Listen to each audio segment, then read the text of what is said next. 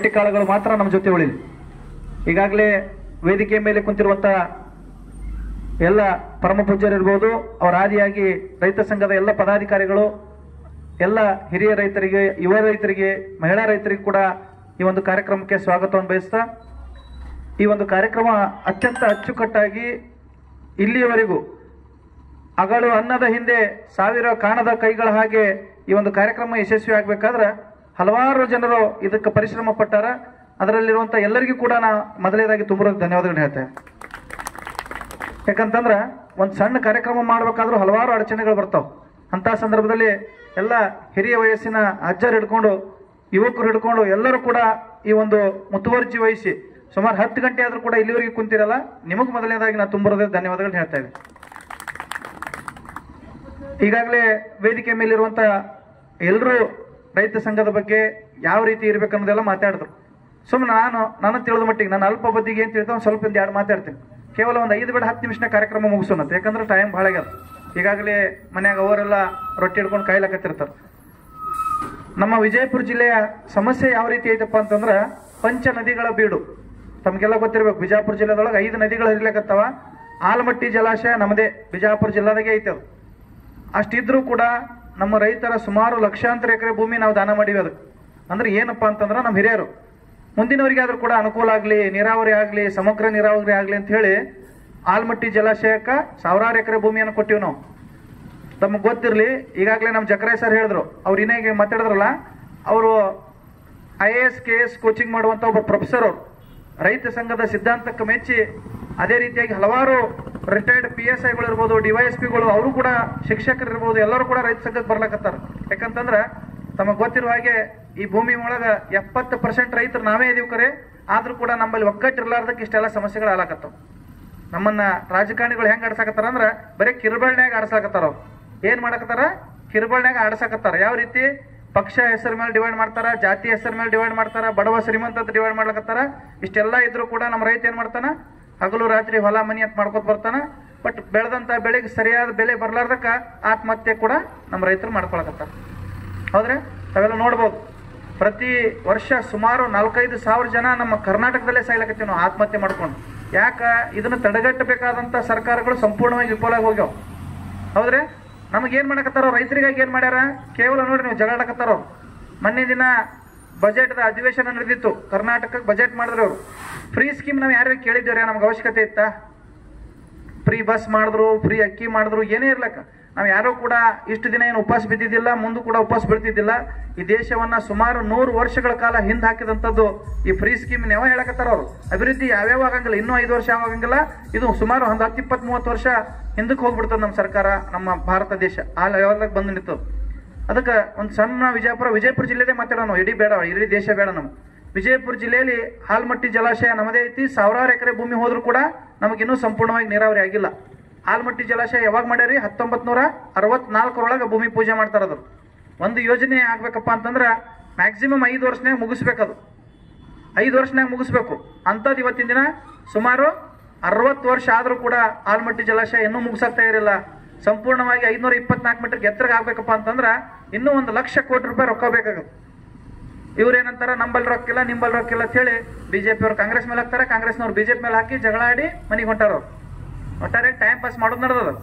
ರಾಜ್ಯ ಸರ್ಕಾರದವ್ರು ಕೇಂದ್ರ ಸರ್ಕಾರದವ್ರ ಮೇಲೆ ಹಾಕ್ಲಕತ್ತಾರ, ಕೇಂದ್ರ ಸರ್ಕಾರ ರಾಜ್ಯ ಸರ್ಕಾರ ಮೇಲೆ ಹಾಕ್ಲಕತ್ತಾರ. ಒಟ್ಟಾರೆಯಾಗಿ ನಮ್ಮ ವಿಜಯಪುರ ಜಿಲ್ಲೆಯ ದೌರ್ಭಾಗ್ಯ, ನಮ್ಮ ರೈತರ ದೌರ್ಭಾಗ್ಯ. ಯಾಕಪ್ಪ ಅಂತಂದ್ರೆ ನಾವು ಯಾರು ಒಕ್ಕಟ್ಟಾಗಿಲ್ಲ.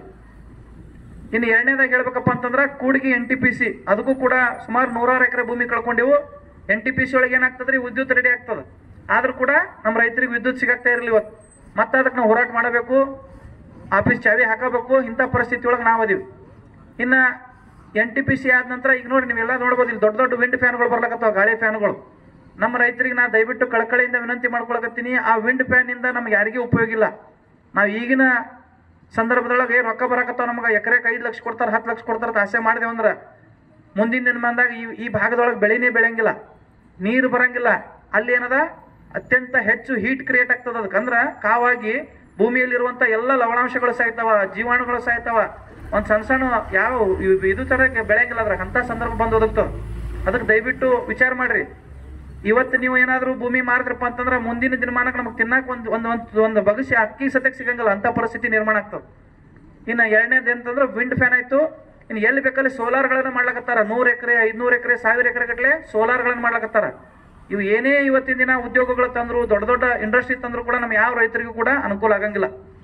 ಮೊನ್ನೆ ದಿನ ನಾವು ದೊಡ್ಡ ಮಟ್ಟದ ಹೋರಾಟ ಮಾಡಿದೆವು, ತಮ್ಮ ಮಾಹಿತಿ ಇರಬೇಕು. ತಿಡುಗುಂದಿ ಅಂತ ಹೇಳಿ ಒಂದು ಊರು ಬರ್ತದೆ ಬಿಜಾಪುರದಿಂದ ಒಂದು 20 ಕಿಲೋಮೀಟರ್.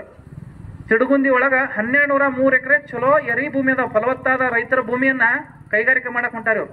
ಈಗಿರುವಂತ ನಮ್ಮ ಜಿಲ್ಲೆಯ ಸಚಿವರುಗಳೇ 1203 ಎಕರೆ ಅಂತಂದ್ರೆ ಎಷ್ಟು ಜನ ರೈತರು? ಸುಮಾರು 350 ಕುಟುಂಬಗಳು. ನೀವೇನಾರ ಮಾಡ್ರಿ, ನಾವೇನಾರ ಸರ್ಕಾರದಿಂದ 1 ಎಕರೆಕ್ಕೆ 1 ಲಕ್ಷ, 1.5 ಲಕ್ಷ, 3 ಲಕ್ಷ, 5 ಲಕ್ಷ ಕೊಡ್ತೀವಿ, ತೊಗೊಂಡು ಹೋಗ್ಬಿಡ್ರಿ ಅಂತ ಹೇಳ್ತಾರ ಅವ್ರು. ಅಂದ್ರೆ 350 ಕುಟುಂಬಗಳು ಸಂಪೂರ್ಣವಾಗಿ ಬೀದಿ ಪಾಲಾಗ್ತಾವೆ.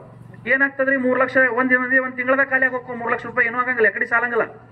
ಅದೇ ಭೂಮಿ ಇತ್ತಪ್ಪ ಅಂತಂದ್ರ ನಾವು ಉಂಡು ನಮ್ಮ ಮಕ್ಕಳು ಮೊಮ್ಮಕ್ಕಳಿಗೆ ಕೂಡ ಅದೇ ಒಂದು ಜಮೀನಾಗ ನಾವು ಬದುಕಿಸುವಂತ ಶಕ್ತಿ ನಮಗೈತಿ.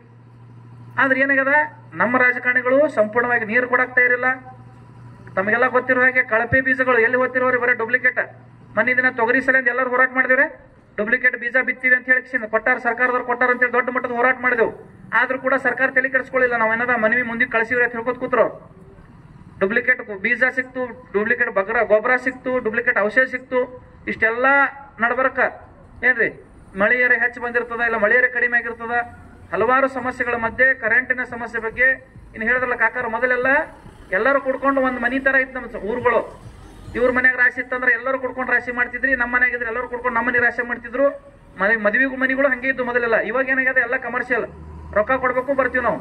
500 ರೂಪಾಯಿ ಪಗಾರ, 1000 ರೂಪಾಯಿ ಪಗಾರ ಒಂದಿನಕ್ಕೆ, ಆ ರೀತಿ ಬಂದ್ಬಿಟ್ಟದ ಇವತ್ತು.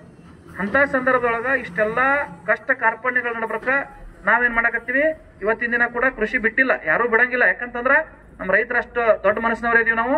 ಇವತ್ತು ಲಾಸ್ ಆಲಿ ಲಾಭ ಆಲಿ ಒಟ್ಟಾರೆ ಮಾಡ್ಕೊತ ಹೊಂಟೀವಿ ನಾವು. ಇನ್ನ ಮುಂದಿನ ಜನ್ಮಾನಗಳು ಯಾವ ರೀತಿ ಬರ್ತದೆ, ಈಗೆಲ್ಲ ನೀವು ಹಿರಿಯರಾದ್ರಿ ಮಾಡ್ಲಾಕತ್ತೀರಿ. ನಮ್ಮ ಜನರೇಷನ್ ಅಥವಾ ನಮ್ಕಿಂತ ಮುಂದಿನವ್ರು ಬರೋರು ಫಲಾನ್ ಮಾರಿ 10,000 ರೂಪಾಯಿ ಎಲ್ಲರೂ ದುಡಿದಾಕ ಹೋಗುವಂತ ಸಂದರ್ಭ ಬಂದೋದಿಗೆ. ಅದಕ್ಕೆ ದಯವಿಟ್ಟು ನಾನು ಹೇಳೋದು ಇಷ್ಟೇ, 1 ಎಕರೆ ಹೊಲ ಇದ್ರೂ ಕೂಡ ದಯವಿಟ್ಟು ಯಾರು ಮಾರ್ಬೇಡ್ರಿ. ಯಾಕಪ್ಪ ಅಂತಂದ್ರೆ ಮುಂದಿನ ದಿನ ಕೋಟಿ ಎಲ್ಲ ನೀವು 10 ಕೋಟಿಗೆ ಬೆಲೆ ಬಾಳುವಂತ ಸ್ಥಿತಿ ನಮ್ಮ ಜಿಲ್ಲೆಯಲ್ಲೇ ನಿರ್ಮಾಣ ಆಗ್ತದೆ. ಯಾಕಂತಂದ್ರ ಈಗೆಲ್ಲ ನೋಡ್ಬೋದು ನೀವು, ದೊಡ್ಡ ದೊಡ್ಡ ರಸ್ತೆಗಳು, ಇದು ಸುವರ್ಣ ಚತುಷ್ಪಥ ಆಗೋದೈತಿ ನಿಮ್ಮ ಕೆಲವೇ ದಿನದಾಗ. 4 ರೋಡ್ ಆಗ್ತದೆ ಇದ್ರಾಗೆ, ಆ ಕಡೆ 4 ಈ ಕಡೆ 4 ಗಾಡಿ ಹೋಗಂಗ. ಇದಕ್ಕೂ ಕೂಡ ಹೊಂಟಾವ್. ದೊಡ್ಡ ದೊಡ್ಡ ಇಂಡಸ್ಟ್ರಿ ತರ್ತೀನಿ ಅಂತಾರೆ ಇವ್ರು. 1 ಲಕ್ಷ ಕೋಟಿ ರೂಪಾಯಿ ರೊಕ್ಕ ತರಕತ್ತಾರ ಬಿಜಾಪುರ ಜಿಲ್ಲಾಕ. ಅದು ನಮಗೆ ಯಾರಿಗೆ ಉಪಯೋಗ ಇಲ್ಲ. ಈಗಿನ ಸಂದರ್ಭದೊಳಗೆ ನಮ್ಮ ಭೂಮಿ ತಗೊಂಡ್ಬಿಡ್ತಾರ. ನಮಗೆ ಅನಿಸ್ತದ ರೈತರಿಗೆ ಕೈಯಾಗ ರೊಕ್ಕ ಕೊಟ್ರಪ್ಪ ನಮ್ಗೆ ಅನುಕೂಲ ಆಯ್ತು ಅಂತ ಹೇಳಿಕೆ. ನಮ್ಮ ರೈತರಿಗೆ ಸಣ್ಣ ಪುಟ್ಟ ಸಾಲ ಇರ್ತಾವ, ನಾವು ಇಲ್ಲಂತೂ ಹೇಳಂಗಿಲ್ಲ. ಆ ಸಾಲಕ್ಕೆ ದುಡಿಬೇಕು ನಾವು. ದುಡಿಲಾಗಿ ನಾವೇನ್ ಮಾಡಕತ್ತೀವಿ, ವರ್ಷಕ್ಕೆ 10 ದಿನ ರೈತರ ಆಗ್ಲಕತ್ತೀವಿ ಕೇವಲ ನಾವು. ಹಂಗಾಗೋದು ಬೇಡ, ವರ್ಷ ಪೂರ್ತಿ ರೈತರಾಗ್ಬೇಕು. ನನ್ನ ಮಾತು ನಿಮ್ಗೆಲ್ಲರಿಗೆ ಬಿರುಸು ಅನಿಸ್ಬೋದು.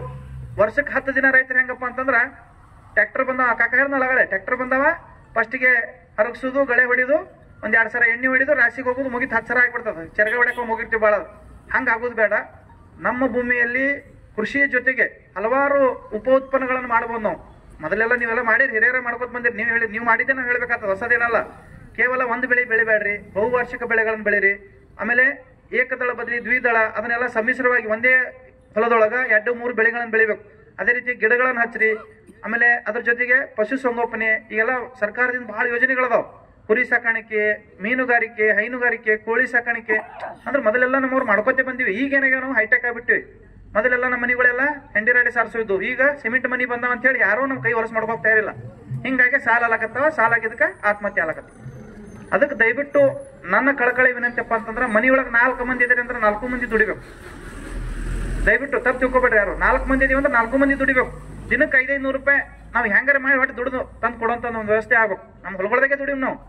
ತರಕಾರಿ ಹಚ್ಚು, ಕರಿಬೇವು ಮಾರಿದ್ರೆ ಅದಕ್ಕೂ ದುಡ್ಡು ಬರ್ತದ, ಕೊತ್ತಂಬರಿ ಮಾಡಿದ್ರೆ ಅದಕ್ಕೂ ದುಡ್ಡು ಬರ್ತದ. ಅದ್ರ ಜೊತೆ ಕೋಳಿ ತತ್ತಿ ದಿನಕ್ಕೆ ಒಂದು 10 ತತ್ತಿ ಆದಂದ್ರೆ ಅದಕ್ಕೆ 500 ರೂಪಾಯಿ ಬರ್ತಾವ. ಏನೇ ಅಲ್ಲಕ್ಕೆ ಒಟ್ಟಾರೆಯಾಗಿ ಒಂದು ದಿನಕ್ಕೆ 500 ರೂಪಾಯಿ ದುಡಿಯುವಂತ ವ್ಯವಸ್ಥೆ ನಾವೆಲ್ಲರೂ ಕುಡ್ಕೊಂಡು ಮಾಡ್ಬೇಕು. ಇದು ಆಯ್ತಪ್ಪ ಅಂತಂದ್ರೆ ಯಾವ ರೈತನು ಸಾಲ ಆಗಂಗಿಲ್ಲ, ಯಾವ ರೈತನು ಆತ್ಮಹತ್ಯೆ ಮಾಡ್ಕೊಳಂಗಿಲ್ಲ. ನಮ್ಮ ರೈತ ಸಂಘದ ಮೂಲ ಉದ್ದೇಶ ಏನಪ್ಪಾ ಅಂತಂದ್ರ, ರೈತರ ಹಿತವನ್ನು ಕಾಪಾಡೋದು. ಯಾವುದೇ ರೈತರ ಆತ್ಮಹತ್ಯೆ ಮಾಡ್ಕೊಳಕತ್ತಿದ್ನಪ್ಪ ಅಂತಂದ್ರೆ ನಮ್ಮ ಗಮನಕ್ಕೆ ತಗೊಂಬರ್ರಿ. ಅವ್ರಿಗೆ ಸಾಧ್ಯ ಆದಟ್ಟು ನಮ್ಮ ಕಡೆಯಿಂದ ಏನೇ ಇರ್ಲಕ್ಕ, ಇವತ್ತು ಸರ್ಕಾರದಿಂದ ಏನು ಸೌಲಭ್ಯಗಳು ಸಿಗ್ತಾವ ಅದನ್ನ ತಗೊಂಡು ಆ ಸಾಲ ಕಡಿಮೆ ಮಾಡಿಸೋದಿರ್ಲಕ್ಕ, ಅಥವಾ ಅದೇ ರೀತಿ ಏನು ಬೇರೆ ಬೇರೆ ದಾರಿಗಳನ್ನು ಹುಡ್ಕ್ಯಾಡಿ ಒಟ್ಟು ರೈತ ಆತ್ಮಹತ್ಯೆಗಳನ್ನ ಆಗ್ಲಾರ್ದಂಗೆ ತಡೆಯುವುದೇ ನಮ್ಮ ಮೂಲ ಉದ್ದೇಶ. ಯಾಕಂತಂದ್ರ ರೈತ ಆತ್ಮಹತ್ಯೆ ಮಾಡ್ಕೊಂಡ್ರೆ ದೇಶಕ್ಕೆ ಏನೂ ಲಾಸ್ ಇಲ್ರಿ. ದಿನ 8 ಮಂದಿ ಸಾಯ್ತಾರ, ಏನೋ ಆಗ್ತಾರ. ಬಟ್ ನಮ್ಗ ಪ್ರಜ್ಞಾವಂತ ರೈತರದ್ದು ಸಂಖ್ಯೆ ಕಡಿಮೆ ಆಗ್ಲತ್ತ. ಹಂಗ ಆಗೋದು ಬೇಡ. ಆ ನಿಟ್ಟಿನೊಳಗ ಅಲ್ಲಿ ಕಾಣ್ತದಲ್ಲ ಪ್ರೊಫೆಸರ್ MD ನಂಜುಂಡಸ್ವಾಮಿ ಅಂತ ಹೇಳಿ ಅವರು, ತಮಗೆಲ್ಲ ಗೊತ್ತಿರೋ ಹಾಗೆ ನಂಜುಂಡಸ್ವಾಮಿ ಅವರು ವಿದೇಶದಾಗಿದ್ದು 1980ರಾಗ ಭಾರತಕ್ಕೆ ಬರ್ತಾರ. ಭಾರತಕ್ಕೆ ಬಂದು ಈ ರೈತರ ಕಷ್ಟವನ್ನು ನೋಡಿ ಅವತ್ತಿನ ದಿನ 1980ರಾಗೆ ಈ ಒಂದು ರೈತ ಸಂಘಟನೆ ಹುಟ್ಟಾಕ್ತಾರ. ಅವತ್ತು ಹುಟ್ಟಾಕ್ದ ಸಂಘಟನೆ ಇವತ್ತು ಇಡೀ ದೇಶದಲ್ಲಿ, ಇಡೀ ರಾಜ್ಯದಲ್ಲಿ ಸುಮಾರು 31 ಜಿಲ್ಲೆಗಳಲ್ಲಿ ಕೂಡ ಕೆಲಸ ಮಾಡ್ಲಾಕತ್ತೀವಿ ನಾವು. ಇಲ್ಲಿ ಯಾವುದೇ ರೀತಿಯಾದಂತ ನೀವು ನಮ್ಗೆ ರೊಕ್ಕ ಕೊಡುವಂತದ ಅವಶ್ಯಕತೆ ಇಲ್ಲ. ನೀವೆಲ್ಲ ವಿಚಾರ ಮಾಡ್ಬೋದು, ರೈತ ಸಂಘ ಅಂದ್ರೆ ಏನ್ರಿ ರೊಕ್ಕ ಕೇಳಿಗಳೇರ ಅಂತೇಳಿ. ನಾವು ಯಾರೋ ನಿಮ್ಗೆ ರೊಕ್ಕ ಕೇಳಂಗಿಲ್ಲ, ನೀವು ಕೊಡಾಕು ಹೋಗ್ಬೇಡ್ರಿ. ಈ ರೀತಿ ಕಾರ್ಯಕ್ರಮಗಳಿತ್ತ ನೀವೇ ಹಾಕೊಳ್ಳೋದು, ನೀವೇ ಕಾರ್ಯಕ್ರಮ ಮಾಡೋದು. ನಾವು ಬರ್ತೀವಿ, ನಾವು ಕೊಡ್ಕೊಂಡು ಕಿಸಿ ಮಾಡೋದು ಕಾರ್ಯಕ್ರಮ. ಇನ್ನ ವಿಜ್ಞಾನಿಗಳಿರ್ತಾರ ಅಥವಾ ನಮ್ಮ ರೈತರೊಳಗೆ ಹೊಸ ಹೊಸ ಸಾಧನೆಗಳನ್ನ ಮಾಡಿರ್ತಾರೆ, ಪ್ರಗತಿಪರ ರೈತರಿರ್ತಾರ, ಅವ್ರನ್ನೆಲ್ಲ ಕರ್ಕೊಂಬಂದು ನಾವು ಮಾಹಿತಿಗಳನ್ನ ಹೇಳಿಸ್ತೀವಿ. ಅಂದ್ರೆ ಯಾವ ರೀತಿ ರೈತರು ಇರ್ಬೇಕು ಅನ್ನೋದು ನಿಮ್ಗೆಲ್ಲ ಗೊತ್ತಿರ್ತದ. ಇನ್ನು ಹೊಸ ಹೊಸ ತಂತ್ರಜ್ಞಾನಗಳು ಬಂದಾವ. ಈಗ ಇಸ್ರೇಲ್ ಟೆಕ್ನಾಲಜಿ ಅಂತ ಬಂದದ. ಕಡಿಮೆ ನೀರೊಳಗೆ ಹೆಂಗ್ ಬೆಳೆಯೋದು ಅಥವಾ ಮಣ್ಣು ಇರ್ಲಾರೆ ಯಾವ ರೀತಿ ಕೃಷಿ ಮಾಡೋದು, ಈ ರೀತಿ ಹಲವಾರು ವಿಚಾರಗಳು ಬಂದಿರ್ತಾವ. ಆ ಎಲ್ಲಾ ವಿಚಾರಗಳನ್ನ ನಿಮ್ಮ ಮುಂದೆ ನಾವು ತಿಳಿಸ್ಲಾಕ ಏನದ ಹಲವಾರು ಕಾರ್ಯಕ್ರಮಗಳನ್ನ ಆಯೋಜನೆ ಮಾಡಿರ್ತೀವಿ.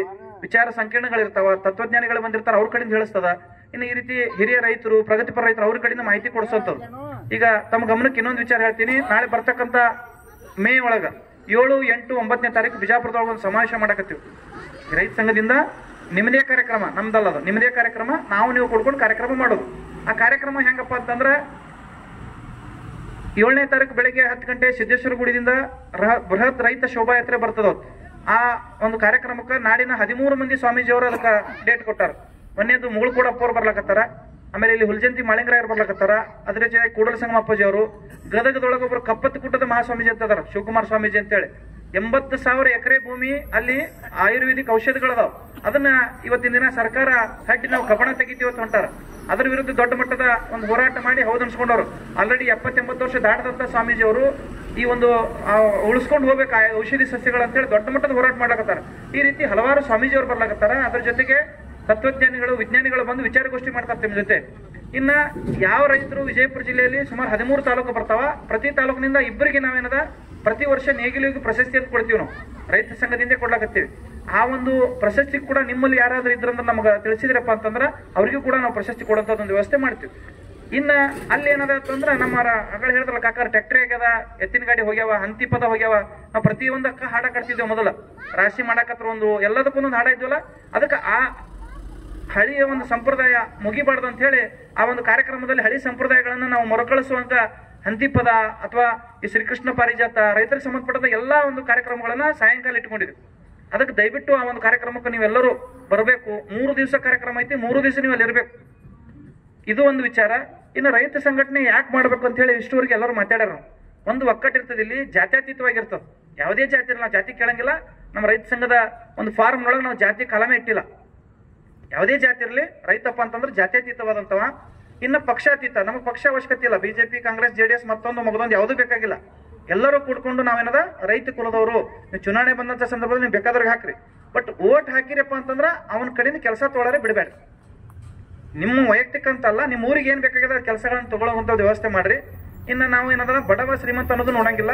ಎಲ್ಲರೂ ನಮ್ಮ ರೈತ ಸಂಘದ ಪದಾಧಿಕಾರಿಗಳೇ.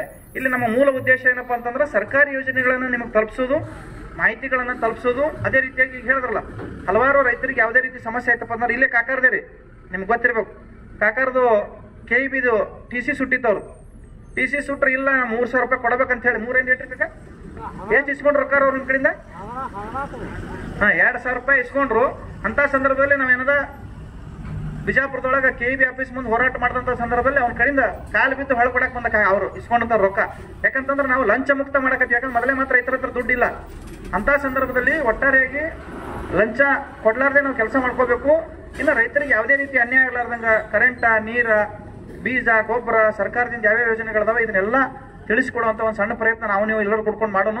ಇದನ್ನ ಇವತ್ತಿನ ದಿನ ಏನು ಎಲ್ಲರೂ ಶಾಲ್ ಹಾಕಿದಿರಲ್ಲ, ಈ ಶಾಲು ಕಂಟಿನ್ಯೂ ಆಗಿರ್ಬೇಕು ನಿಮ್ಮಲ್ಲಿ, ಯಾವತ್ತೂ ಬಿಡಬೇಡ್ರಿ. ಯಾಕಂತಂದ್ರೆ ರೈತರ ಅದಿರಿ, ನೀವೇನು ಯಾರು ಕದ್ದು ಮುಚ್ಚಿ ಅಂತ ಇಲ್ಲ, ನಿರಂತರ ರೈತರ ಅದಿರಿ.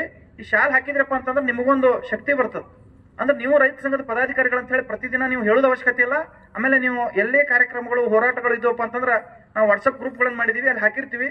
ಅಥವಾ ನಿಮ್ಮೂರಲ್ಲಿ ಯಾರಾದರೂ ನಿಮ್ಮ ಆಜುಬಾಜು ಇದ್ದವ್ರು ಹೇಳ್ತಾರೆ ಹಿಂಗೆ ರೀತಿ ಹೋರಾಟ ಹಾಕೊಂಡ್ರ ಬರ್ಯಪ್ಪ ಅಂತಂದ್ರೆ ವರ್ಷದಾಗ 10 ದಿನ ನೀವು ಬರೋಂಥದ್ದು ಒಂದು ಪ್ರಯತ್ನ ಮಾಡಿ. ನೀವು ಬಿಜಿ ಇರ್ತೀರಿ, ನಮ್ಗೆ ಗೊತ್ತು, ನೀವೆಲ್ಲ ಕೆಲಸ ಭಾಳದಾವ್. ಇಲ್ರಿ ನಮ್ಗೆ 10 ಎಕರೆ ಹೊಲದ, ನಮ್ಗೆ 100 ಎಕರೆ ಹೊಲದ, ಇರಲಿ ಒಂದು ತಿಂಗಳಿಗೆ 1 ದಿನ ಆದ್ರೆ ಕೂಡ ನೀವು ಟೈಮ್ ರೈತ ಸಂಘಕ್ಕೆ ಕೊಡ್ರಿ ಅಂತ ಹೇಳಿ ನಾನು ನಿಮ್ಮೆಲ್ಲರ ಪರವಾಗಿ ಇಲ್ಲಿ ಕೇಳ್ಕೊಂಡು ಈ ಕಾರ್ಯಕ್ರಮದ ಅತ್ಯಂತ ಅಚ್ಚುಕಟ್ಟಾಗಿ ಆಯೋಜನೆ ಮಾಡಿರುವಂತ ಹಿರಿಯರು ಇರ್ಬೋದು, ಪ್ರಕಾಶ್ ತೆಲಿಯವ್ರು ಇರ್ಬೋದು, ನಮ್ಮ ಪಟ್ಟಣ್ಣವ್ರು ಇರ್ಬೋದು, ಈ ಗ್ರಾಮ ಘಟಕದ ಅಧ್ಯಕ್ಷರು ಇರ್ಬೋದು, ಎಲ್ಲ ಪದಾಧಿಕಾರಿಗಳಿಗೆ ತುಂಬ ಧನ್ಯವಾದ ಹೇಳ್ತಾ ಈಗ ಕಾರ್ಯಕ್ರಮದ ದಿವ್ಯ ಸಾನ್ನಿಧ್ಯ ವಹಿಸಿರುವಂತ ಪರಮ ಪೂಜ್ಯರು ಕೂಡ ಒಂದೆರಡು ಆಶೀರ್ವಚನೆ ಮಾಡ್ತಾರ. ತದಾದ ನಂತರ ಈ ಹೆಸರು ಶಾಲನ್ನು ಹಿಡ್ಕೊಂಡು ಇಲ್ಲ ಆಶೀರ್ವಾದ ಮಾಡು.